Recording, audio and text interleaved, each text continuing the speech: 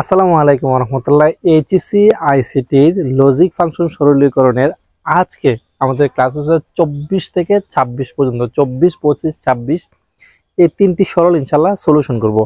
তো আশা করি তোমরা সবাই ধারাবাহিকভাবে প্রত্যেকটি ম্যাথ দেখতেছ, তো শেষ পর্যন্ত আমাদের সাথেই থাকবা।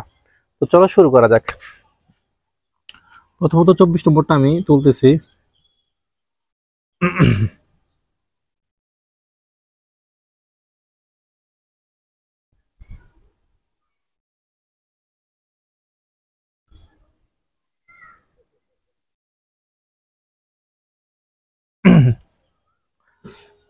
দেখো স্যার, প্রথমত আমরা এখানে বন্ধনীর ভেতরে যে ভারের কাজটা রয়েছে না, মানে নটের কাজটা, এই নটের কাজটা আগে সলিউশন করব। তো চলো এতটুকু জায়গা ঠিক রাখি।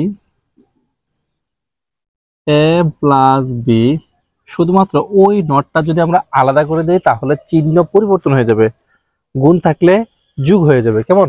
তো চলো, যে এ নট বি, এই ভারটা যদি এখানেও দিয়ে দিই এখানেও দিয়ে দিই, উপরে গুণের জায়গা কি হয়ে যাবে? যোগ হয়ে যাবে। আর এখানে যোগের যোগ ঠিক রাখলাম, এখানে বি এর বি। ক্লিয়ার তো স্যার? এখন দেখো এইখানে কি রয়েছে, এ প্লাস বি, যে হিসাবে রাখলাম। বারে এবং বারে মানে নট এবং নট থাকলে এটা কি যাবে? কাটা যাবে। তো সেক্ষেত্রে আমি শুধুমাত্র এ রাখলাম, প্লাস বি বারের বি রাখলাম, প্লাস বি এর বি। ক্লিয়ার তো স্যার? যা শুধু বারে বারে কাটা যায়, শুধু বারে বারে কাটা, বাকি সব ঠিক রাখছি, কোনো পরিবর্তন করি নাই। এখন দেখো এ প্লাস বি, এখানে এর এ ঠিক রাখলাম, এ প্লাস এ বার মানে 1, তাহলে বি প্লাস বি বার মানে 1, যে B plus B bar plus B সমান সমান 1, যেভাবে 1 আছে সেভাবে রাখলাম। তাহলে এ প্লাস বি, আবার এ প্লাস 1 মানে 1, তাহলে সমান সমান থাকতেছে আমার এ প্লাস বি। দেখো তো, মানে খুব সহজ একটি ম্যাথ, যদি তুমি মনোযোগ সহকারে করতে থাকো তাহলে এটা করার প্রয়োজন নেই ইনশাল্লাহ, এতটাই সহজ। তো এখন দেখো আমরা 25 নম্বর ম্যাথটা সলিউশন করি। প্রথমে ভাগটা ভাঙবো, তারপরে সেপারেট করব প্রত্যেকটা রাশির সঙ্গে, তারপরে করব। দেখো তোমরা নিজে নিজে ট্রাই করো পাশাপাশি। যে প্রথমত আমি কি করতে পারি, এই যে এ বার বি বার শুধু প্লাসের জায়গা নট হবে, মানে গুণ হবে। ওই যে বারটা, এই বারটা এখানে একটা দিলাম, এখানে একটা দিলাম, এই বারটা সেপারেট করার কারণে চিহ্ন পরিবর্তন হয়েছে। কেমন?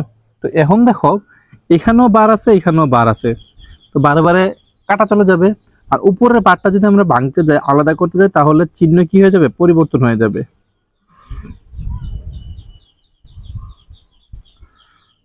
ওই বারে বারে কাটা। এতটুকু কি তোমরা ক্লিয়ার স্যার? এখন দেখো বারে বারে যদি আমি আলাদা করে দিই তাহলে এ প্লাস বি, আর এখানে থাকতেছে আমার এ বি।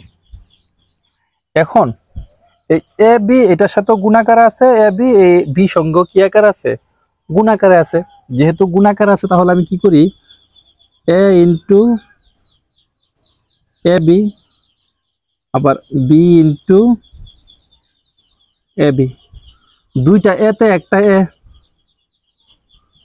আবার বি এখানেও আছে এখানেও আছে, দুইটা বির জন্য আমি একটা বি লিখতে পারি কিনা?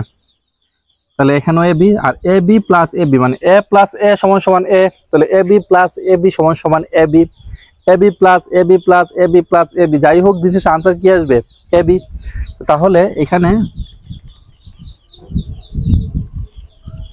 এ বি, এই হলো আমার আনসার। এখন দেখো আমরা 26 নম্বরটা যদি সলিউশন করি, এই হলো 26 নম্বরটা।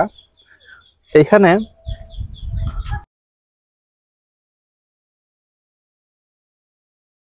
রয়েছে, তাই না? এখানে দেখো স্যার, প্রথমত এখানে এক্স আছে, সরি, তাহলে আমার আর দেওয়ার দরকার নাই। এ বার প্লাস বি বার, ওই হোল বারটা ঠিক রাখলাম, শুধু প্লাসের জায়গা গুণ হলো। তাহলে এ বি পূর্বে একটা বার ছিল, পরে আরেকটা বার হইলো। এখানে কিন্তু বারে আর বারে কাটা যাবে। আমি কিন্তু স্লোলি যদি তোমাকে বুঝাই, তাহলে এ প্লাস বি যেভাবে রয়েছে এ প্লাস বি ঠিক রাখলাম, এই যে বার সহ এ বার প্লাস বি বার, শুধু এই বার যেভাবে আছে সেভাবে রাখছি, শুধু আলাদা করে দিছি। এই সেপারেট করার কারণে এই চিহ্নটা পরিবর্তন হয়েছে, প্লাসটা হয়ে গেছে গুণ। আর এখানে পূর্বে একটা বার ছিল, পূর্বে একটা বার রাখলাম, ওই উপরের বারটা উপরে বারে চলে গেছে। এখন আমরা যে কাজটা করব দেখো স্যার, এখানে a প্লাস বি যেভাবে ছিল সেভাবে রাখলাম। হ্যাঁ, এখানে বার ছিল 12 ঠিক রাখলাম, শুধুমাত্র এখানে ডাবল বার থাকার কারণে আমি কি করলাম যে বারে বারে কেটে দিলাম, তাহলে শুধুমাত্র এ বি রয়েছে। এখানে দেখো যে আমি যদি এই বারটাকে আবার ভাঙি তাহলে প্লাস হয়ে যাবে গুণ, প্লাস হয়ে যাবে গুণ। তাহলে এখন যদি আমি বারে বারে কাটি তাহলে এ বি থাকতেছে শুধু, এটারও বারে বারে কাটা, এটারও বারে বারে কাটা, এ বি ইন্টু এখানেও আছে এ বি। তাহলে এ বি গুণ এ বি সমান সমান কি দিতেছে স্যার? A B. সহজে লাগতো স্যার, এই তিনটা ম্যাথ তো মানে খুবই ইজিলি করার কথা বা ইজিলি পারার কথা ইনশাল্লাহ, কারণ ম্যাথগুলো কিন্তু খুব একটা কঠিন না স্যার। হ্যাঁ, আশা করি তোমরা খুব সহজভাবে সুন্দরভাবে বুঝতেছো। তো আশা করি আমাদের সামনেও কন্টিনিউ করবা ইনশাল্লাহ। ভালো থাকো, আসসালামু আলাইকুম।